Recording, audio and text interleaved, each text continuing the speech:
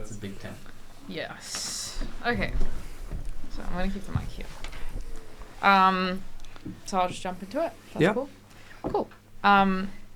So Matt, you've basically been on a massive world tour. Last time in Australia, you were here in 2022. Mm-hmm. How's it been? How are you feeling? Feeling good. You know, the jet lag is still lingering a little bit, but happy to be here. This is a much more chill experience than the last time we were here. It was a lot more intense of a schedule, so I'm happy we've gotten to like see more of Australia and Tasmania. Why was Since last we've been time here. more intense? It was just like, first of all, it was coming off a month-long Europe tour. That was intense in and of itself. And then as soon as we arrived in Sydney, that night we played a show. And it basically was like 5 shows in 5 days, flying every day, Yeah. playing. And yeah, we didn't see anything but airports, hotels, and venues. What's your post-tour plans when you get home?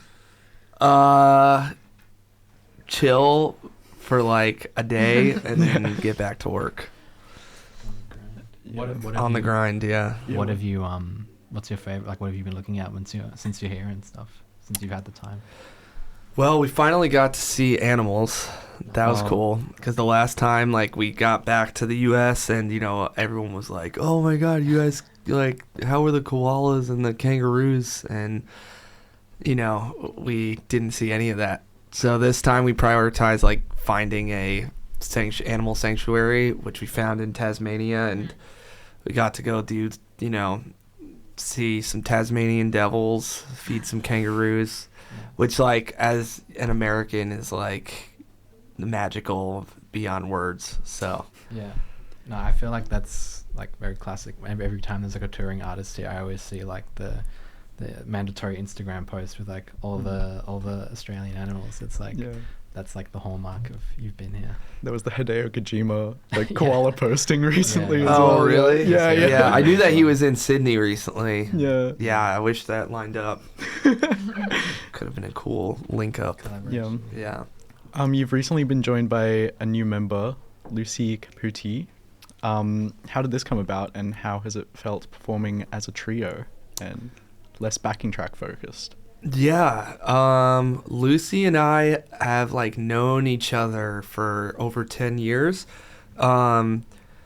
Lucy used to make music as Laser Coffins, and the two of us were on a compilation called Anime Club Volume 2. And I really loved her track on that. It was like this like jazzy drum and bass song.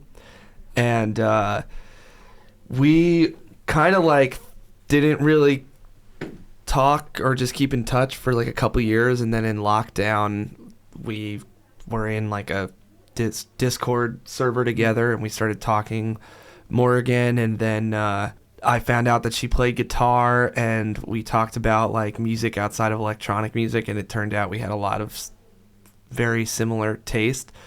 And yeah, it was I had wanted to add a third member for a while, and it felt like when I learned that Lucy played guitar and you know kind of like ripped, and she was into a lot of the same stuff that Sean and I were into in high school, it was kind of like a no-brainer.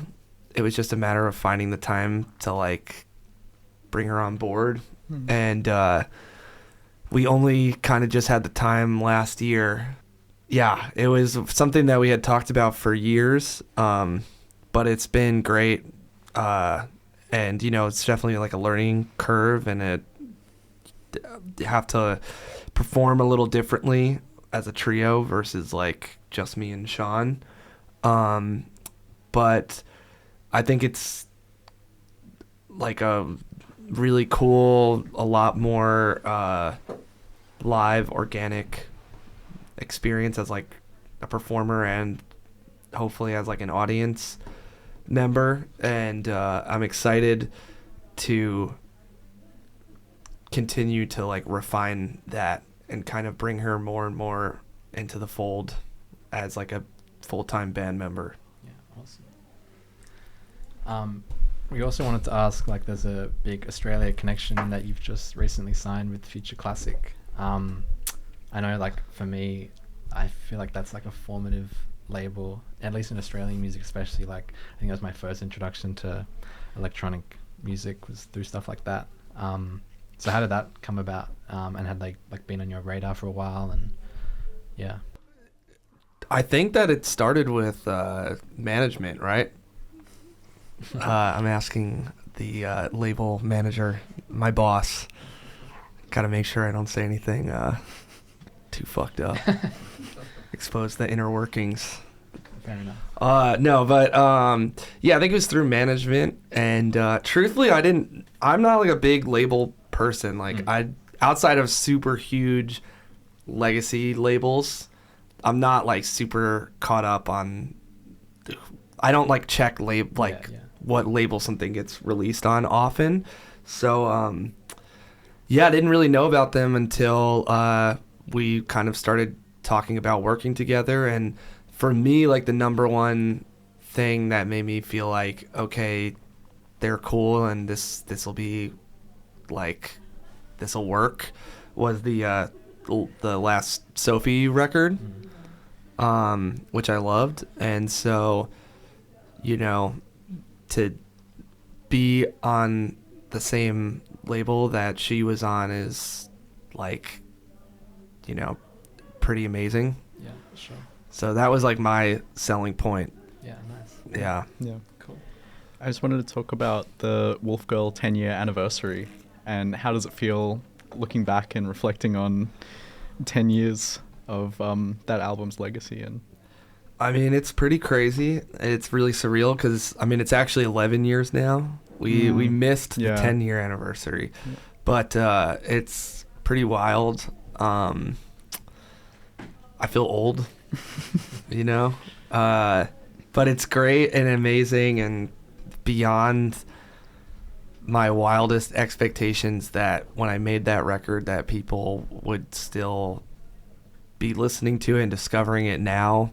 And like the fact that it's kind of like had these resurgences in popularity over and over again through the years, through different platforms and avenues, has been pretty incredible to like experience and see, you know. And I'm not a big TikTok user, but like when I've seen on TikTok the multiple like trends and songs from that record that have kind of had moments, it's pretty incredible, you know. And it makes me just like pretty proud of what that record has done, considering it was something I made like just in my mostly like commuting to and from school and just like smoking weed at my parents' house and like fucking around on Ableton in my bedroom. So how was the 10-year anniversary party? And you DJ'd for that as well. And I was kind of curious as to how it compared to maybe like the first time you ever performed that music. Yeah. Well, the shows were great, and it definitely made me want to do more stuff like that in the future, like more maybe like dance rave oriented Machine Girl shows, and it was pretty wild and funny how, I mean, it's just like completely night and day how much better I am as a DJ from when I made that record. I had no experience at all DJing in the first like 6 months to a year of playing that music out. It was like essentially me on my laptop pressing play, like almost, it might as well have been on like iTunes or something, you know. Yeah. And it was just like the transitions between the songs was like terrible, and yeah, I had no idea what I was doing. So like to be able to play the songs, and I updated them to the best of my ability with how little time I had to do it. because a lot of those songs, you know, they weren't intended to be played at clubs. It was just stuff I was like making to listen to at home. So I had to kind of like rework them and give them a lot of oomph that was missing initially. And it was just cool to like see and hear the crowd react like to all these old songs, you know, stuff that we never play live. So it was cool. Nice. Yeah, I mean, I guess like on that tangent, sort of like from those first like DIY days in your bedroom, I guess the project has changed so much since then. Like, how have you kind of seen the progression of that, and like how things have changed in terms of making music, and now you've got new members and everything, like even like what did you, at the time when you made that, like how did you see the future of this project, Machine Girl? You know, in some ways it's funny because it hasn't changed like that much. I mean, a lot of what I make, I still make it on my headphones and my laptop. But, you know, recently, like making the last record, like, you know, having to go into a studio to record the drums, like there's a lot more involved. And it's much more of a process. And I would love in the future to like really make a record like out of the box. But it's one of those things where it's like, if it ain't broke, you know? Yeah. And so like it's also just the convenience of like having this endless music machine at your fingertips at all times. Like even on the road, I will work on stuff and make things, you know? And yeah, I would say like maybe the only difference now is I have a little bit better of an idea of what I'm doing versus like it was very much just like kind of a shot in the dark in terms of like whether something was going to sound good back in the day. But yeah, it's still like kind of the same process. Yeah. At least until like adding vocals and drums and other instruments. That's cool. Yeah. The soundtrack you did for Neon White is such a key part of like the game's image and feeling, and makes it so lively. How did you get involved in that to start off with, and can you see yourself doing like something like that again in future? I would love to do that again, because it was awesome. And it came at a time, the offer came in to do the soundtrack at the perfect time. The creator, Ben, hit me up to work on it like in the middle of 2020. So, you know, it was just in the middle of lockdown. I had nothing else going on. And yeah, it was just sort of like perfect timing. And it was a really fun, challenging experience. And it was like a total learning experience right up until the end. And so like it's definitely something that I would love to do again and apply what I learned from Neon White to another soundtrack. What did you feel like you took away from that experience? Well, one of the things that was like, it took me a long time to kind of like really like internally like understand is just like how different writing and making music for a soundtrack is than making like tracks.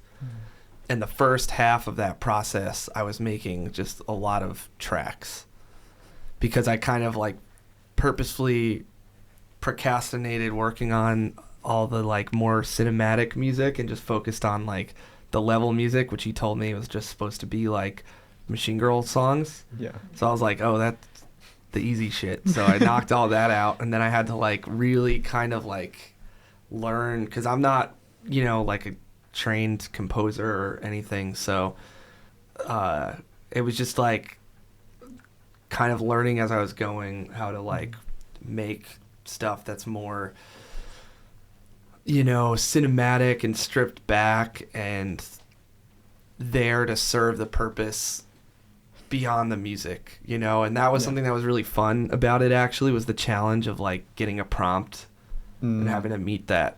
Like it was like, okay, this track is like for this cutscene, and this is what's happening, and this is the emotions involved, and then like trying to have to figure that out was hard, but like fun, and I would love to do that again. Cool. Now I have to ask, I don't know how much you would like to tease of this, but I know your fans are like really keen to know any information about like Psycho Warrior. You kind of had this big augmented reality game going on with all these little clues and Easter eggs and stuff scattered around. Can we hear anything about that, or is it under locks? I signed an NDA. Yeah, Can't management's say in the anything. room. Yeah, can't say anything. They're watching. That's all good. Just thought we'd try. Going back to, I guess, the live Machine Girl experience, even just before, like, we did this interview, Mona and I were chatting about how the Machine Girl 2022 concert at Manning Bar in Sydney was a big night for Sydney. Oh, cool. And how it's always a chaotic and intense experience. And I don't know, how does it feel like knowing that you're giving that kind of energy to hundreds of people in the room? Because I've heard some crazy stories from that night. I mean, I would love to hear those stories because I didn't hear shit. I would love to share. Like, my friend Jack Slade saw a beautiful moment occur. Apparently, like, while there was that huge swell of people going on, these like two people they smashed into each other and collided, and there's a guy and a girl. He smashes into her, his nose starts bleeding, and they fall onto the ground and start making out in the middle of the crowd. Wow. That's honestly the most beautiful thing I've ever heard about a Machine Girl show. Yeah. Damn. I hope they're still together, to be I hope they're honest. still together too. That sounds amazing. Hopefully they'll recreate it tonight. Maybe they'll break up tonight. They'll run into each other again and like forget about Yeah. I remember that was the first time I was physically off my feet at certain points as well that night. It was very, very intense. There were Well, that moments was like that big that it was just like a strange venue. It felt like we were at like a college or something, and it was like Yeah. Yeah. It was Yeah. in the middle of the uni. yeah, that it was so weird, and we were so delirious because again, it was like we had just traveled like 20 something hours, slept for as much as we could all day, and then just sort of were like escorted to the venue, and like I just remember I remember so little about that like experience, honestly. Yeah. But that's like kind of what tour does to you, you know? It's like it's this weird time warp where like a lot of times you're just like trying to like recuperate up until the moment before you walk on stage, and like a lot of the time I'm like so exhausted right before I go out, and then as soon as I get out there, it's like all the energy kind of comes flowing back, you know? And it's hard. Like, I love crowds like the ones that are down here where like the whole room is moving the whole time, you know? Because then that's encouraging to me as a performer to like give more energy back, you know? And it's this like reciprocal sort of experience. And yeah, I hope that tonight is as good, if not better, than the last time. People really have to turn up for this one to top the Manning Bar one, honestly. What's like a highlight of a concert that you've been to? A highlight of a concert I've been to.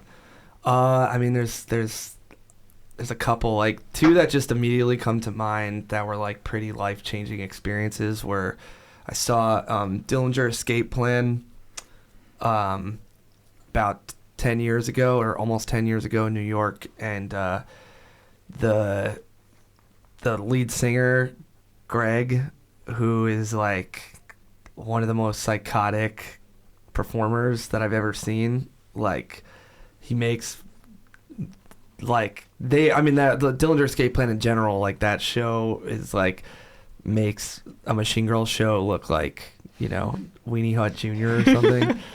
But he was like climbing up to the balcony of the second level of this venue, and like jumping from the balcony back into the crowd. And there's a guy who must weigh like 190 pounds or something, 200 pounds, and like I remember like seeing the whole crowd run away from him, and then he like screamed at the whole crowd like, "What the fuck are you doing? Get back over here!" And like the whole crowd came back over, and I remember just seeing him just like leap. And I was like, he definitely just like squashed someone like a bug.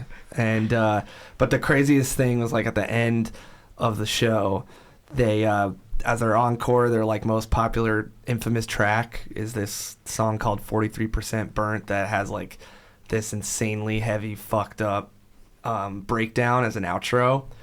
And when they were playing the song, the crowd like bum rushed the stage, and so like there was a mosh pit on stage and a mosh pit off stage, and people were like crowd surfing, being thrown from the people on the stage to being thrown to the people like on the floor. Mm-hmm.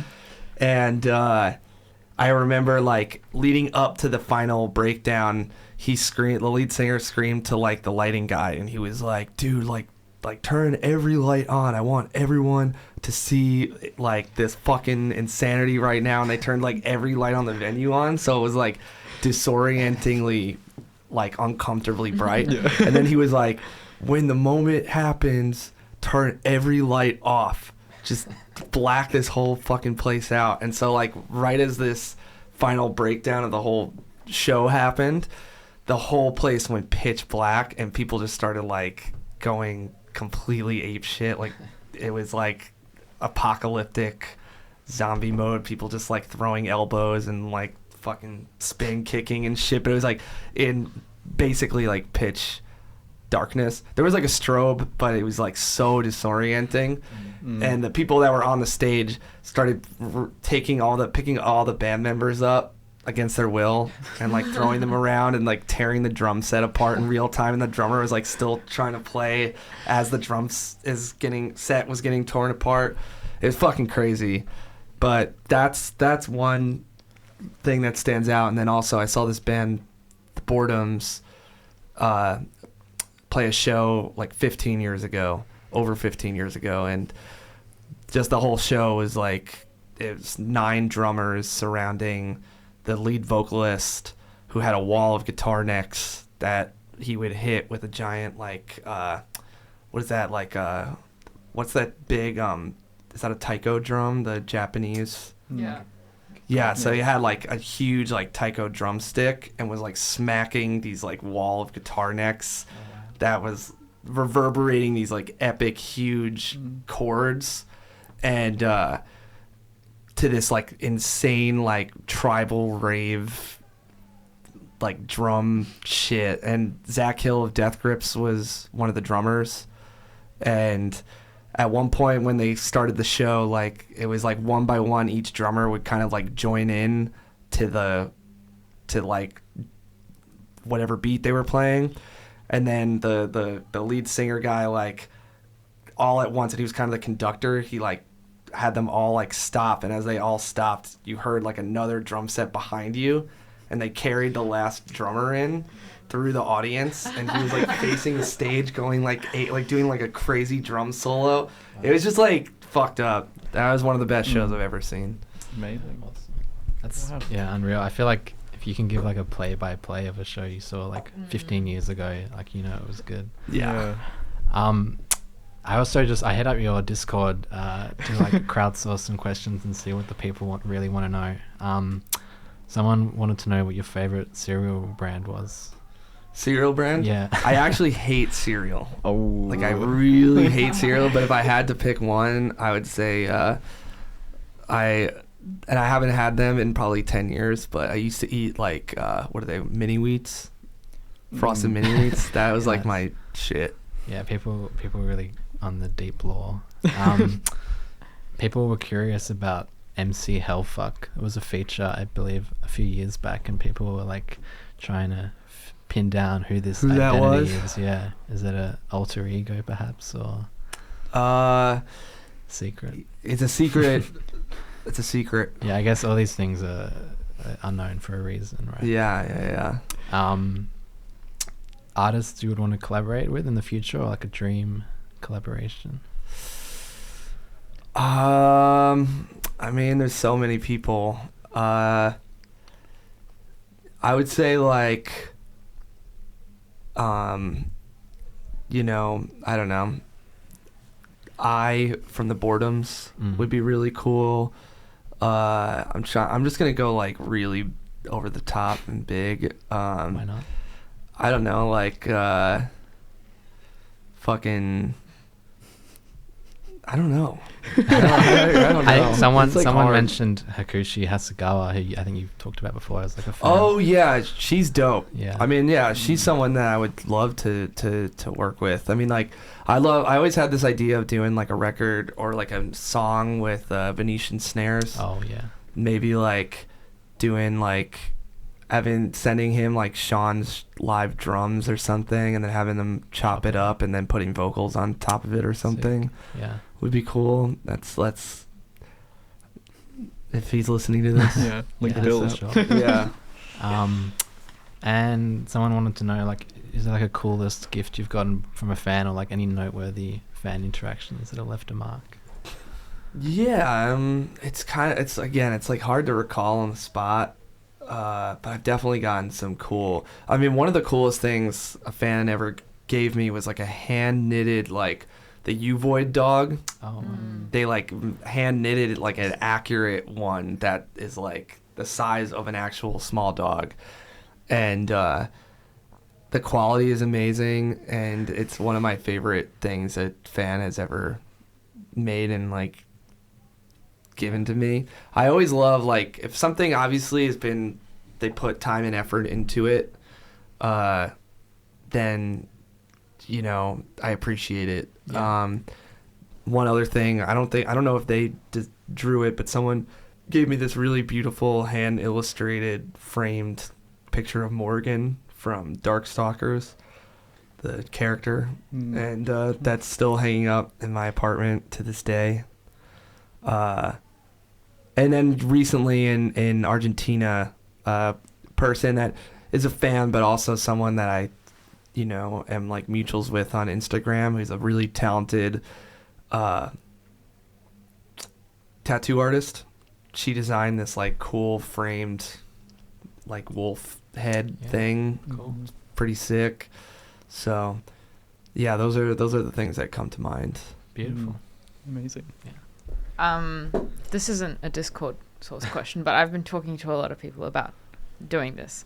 But a question that kept coming back was just curiosity about your favorite movie, favorite sci-fi or horror was the thing that kept coming back up. Ooh, favorite sci-fi or horror? Shit, there's so many. Let me think. I mean, I would say like there's like so many obvious ones, you know, like I mean Alien and Aliens, it's like were instrumental in my taste making. Early Cronenberg, you know. There's a horror movie that is like maybe a more unexpected pick, but like one that the last couple of years has shot up to one of my favorite movies is Santa Sangre, which is Jodorowsky Giallo, Mexican Giallo horror movie. It's like the guy who did Holy Mountain and El Topo, but it's this like really amazing, beautiful, like essentially a slasher movie, but it's really dreamlike and surreal, and like it's just one of the coolest, like most unique movies that I've seen in a long time, and I've watched it a couple times since I first saw it, and so I would recommend that for anyone that's into horror that has not watched it. And sort of to wrap things up now, every time we have a guest on the show, we kind of ask them to pick a track for us to play. Oh, okay. And it can be something that you're listening to. It can be I'm gonna like pick something I'm random. listening to. Pull up It the can be Spotify. it can be anything for any reason. Yeah, so there's this like 80s band that Lucy told me about. I had never heard of them before, but they're called Scritty Polity. Pretty bloody. Yeah. Yeah. And have you heard of them? No. They have a song called Perfect Way that is really, it's just like really cool and weird, and I feel like they must have been a huge influence on a lot of like the more like internet-y sound, not SoundCloud, but like, you know, PC music, and I feel like even maybe like Magdalena Bay or something. Like it's like futuristic sounding, even though it's super 80s. It's really bizarre, but I've been listening to that on this tour a lot. Nice. Yeah. Okay, well, we're going to play that now. Thank Yeah. you for joining us and coming on the show. Of course. Thank you for having me.